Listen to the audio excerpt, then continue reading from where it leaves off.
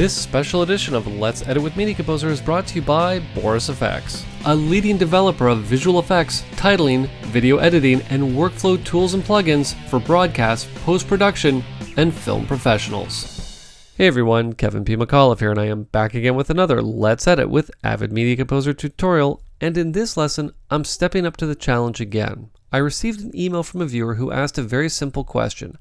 How can I go about creating a very realistic camera shake inside of Avid Media Composer? And that is what you have in front of you right now. Now for me, a camera shake is something that is very subtle. It's not this big jerky thing, almost just like the camera is sitting on the cameraman's shoulder, just with that very sort of organic movement to it. And to be honest, I thought to myself, well, how would I go about doing this inside of Avid Media Composer? And then it occurred to me that this is an effect that's better created inside of After Effects. So then I got to thinking to myself, well, how would I bridge that gap between After Effects and Media Composer? And then it occurred to me, my favorite toolkit, Boris Continuum Complete. And in this lesson, I'm going to show you how we're going to create one or potentially many different camera shake effects that we're going to be able to take from Adobe's After Effects and transfer it using Boris Continuum Complete into Avid Media Composer. Now before we go on, I want to remind you that these tutorials are designed to get in and take a very in-depth look at very specific aspects of editing inside of Avid Media Composer. But sometimes you just need to get the information and get yourself up and running lightning fast. Well, if that's the case, head on over and check out my Mac Pro video training series on Media Composer, where lesson 1 will get you up and running in Media Composer in about an hour. Alright, so let's Command or Alt and Tab into Avid Media Composer. And this is the shot, again, much like you saw in the intro, that we're going to be working with. Now to set up our camera shake, you can either work with the footage or without it. It doesn't really matter. But what I have done here, I'm just going to hide Media Composer, and let's head into Adobe's After Effects, is I've imported that shot for us to use as a visual reference. Okay, so what I'm going to do is I'm going to take this clip and I'm going to drag it and drop it onto the Create New Composition button. Now once I have it here, we're actually going to be using a solid to do this camera shake effect with. So we're going to take our solid, I'm going to drag it and drop it into my composition, and I think what I'm going to do is I'm just going to make it black for the purposes of what we are doing. Okay, and I'm going to turn off the background layer.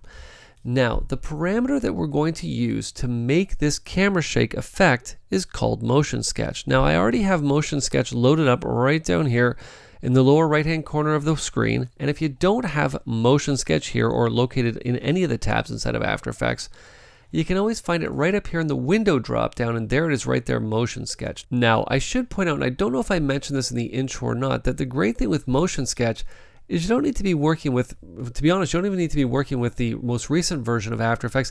You don't even need to be working with the Creative Cloud version of After Effects. You could be working with After Effects all the way pre-version CS6, and the Motion Sketch parameter is in that version of After Effects as well. So what we're going to do is, again, create our own organic camera shake effect. So what I'm going to do is, with Motion Sketch selected and our clip selected, I'm going to come over and I'm going to start capture. Now nothing is going to start actually capturing until I click on the screen and I start moving around. So let's do that. I'm just going to click and start moving, and you can see now that my camera is just moving a little bit. And if you look very closely in the middle of the screen, you can actually see what's going on and where the starting point of my Motion Sketch is. So what I want to do is I sort of want to start and stop near the same center point right here. And once we get to the end, I'm just going to let go. Okay. Now I can zoom in, and there is the Motion Sketch right there. And I can actually drag down, and you can see exactly where everything is happening inside the Motion Sketch. And if you actually take a look very closely, you'll see that a lot of these keyframes are actually Bezier curves. Okay, so this is going to give our Motion Sketch a very organic look, or basically our camera shake. Okay, I'm just going to zoom back here, and what I'm going to do is I'm going to take the position keyframe parameters that have now been added to this parameter, this solid here, and I'm going to copy them and I'm going to paste them onto the shot that we're going to be using as a reference. Now what I'm also going to do is just scale in on this shot a little bit. Let's scale into about 106. Okay, now all I have to do is preview this, and you'll see that we now have that little bit of a camera shake. Okay, Now, if I wanted to be really particular, what I could do is I could actually take the first keyframe and I could copy it. And since we pretty much tried to line everything up at the start and at the end, we could come right down to the end, select that last keyframe and paste in the first keyframe. And I'm just going to move it down one keyframe right there, or one frame.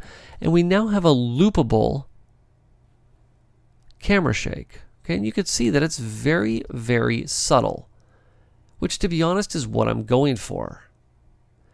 Now, of course, this does beg the question, well, what do I do now? I've created this, camera shake inside of After Effects.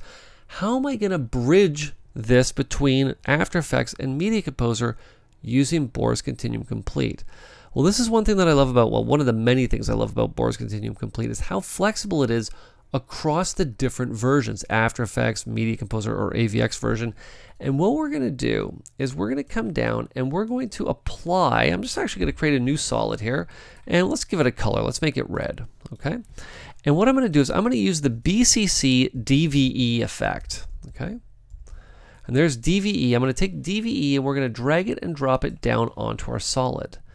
Now, much like I copied and pasted the position parameters from one element to the other in After Effects, what we're going to do is we're going to add a keyframe for the XY position. So when I press U on the keyboard, it's going to show me that XY position. Well, I'm going to delete this keyframe now, and guess what I'm going to do?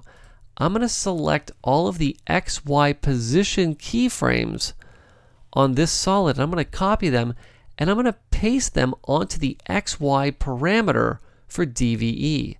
And as soon as I do that, guess what I've now done?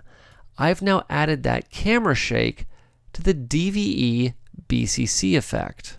Okay. Now again, what I could do if I wanted to right here from within the effect is add that 106 scale. And to be honest, it actually needs to be just slightly more than that. Let's make it 108. Okay. There we go. And we should be good to go now. And to be honest, I shouldn't see anything moving other than the little center point of the effect.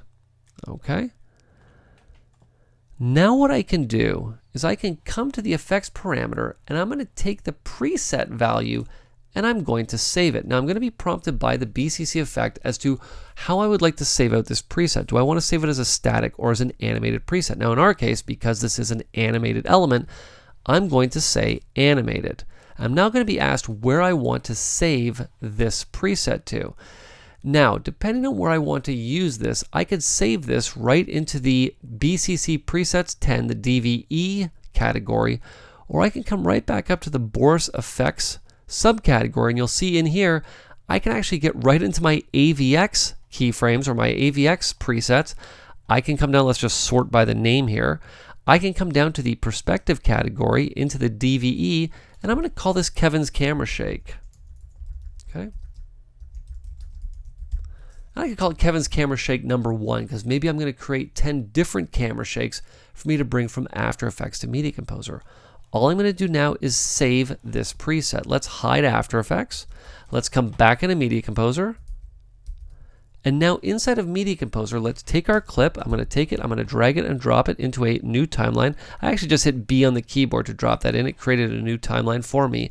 And what we're going to do now is we're going to come to the effects palette. That's Command or Control 8 on your keyboard. I'm going to come to the BCC category of effects. I'm going to come right back to where we were before, which is perspective. And I'm going to take DVE and I'm going to drag it and drop it down onto our shot. Let's make sure we actually grab the effect here. There we go. Perfect. And once the effect appears on the shot, what we're going to do is step into effects mode. Shift and Y is my shortcut. If you don't have it mapped, don't worry. You can always find it here at the top of the timeline. What we're going to do is we're going to navigate up to our preset dropdown, and you'll notice that when I drop it down, I don't see the preset in the dropdown. Now that's because I already had Media Composer loaded when I created that preset. If I quit out of Media Composer and came back in, that preset would appear here in this dropdown. But don't worry, all I need to do is to simply come to the load parameter for the preset, and you'll see that inside of the BCC Presets 10 for AVX, inside of Perspective, inside of DVE, there is Kevin's Camera Shake. And what's going to happen is, once I say open, I'm going to be asked by BCC what exactly I'd like to do with this parameter. Do I want to stretch it to fit the current shot, or do I want to preserve its timing? In this case, I'm going to preserve the timing because it is 22 seconds long, which is exactly what I created inside of After Effects. And what I'd also like to do is to have the camera shake start from the first frame. Now, what's important to keep in mind is that if you're going to go in and create a bunch of camera shake presets, what I would suggest is making long presets. Make it like 1 minute, 2 minutes long. In most cases, you're not going to have your shots that length. But by just having them that length, you're just saving yourself from having to go back in and creating longer camera shakes if you realize that the shot you're applying it to is a little bit too long than the preset that you created. All I'm going to do now is simply say OK. You'll also see that right down here we've now been populated with all those keyframes that we created inside of After Effects.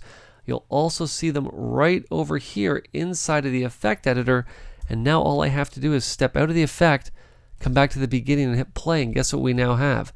We now have that camera shake effect loaded up inside of Avid Media Composer from what we created inside of Adobe's After Effects. Now, as we're wrapping up, I want to remind you that the great team at Boris FX is offering a 10% discount on BCC10 AVX or multi-host licenses, full or upgrades, again using the coupon code MC101.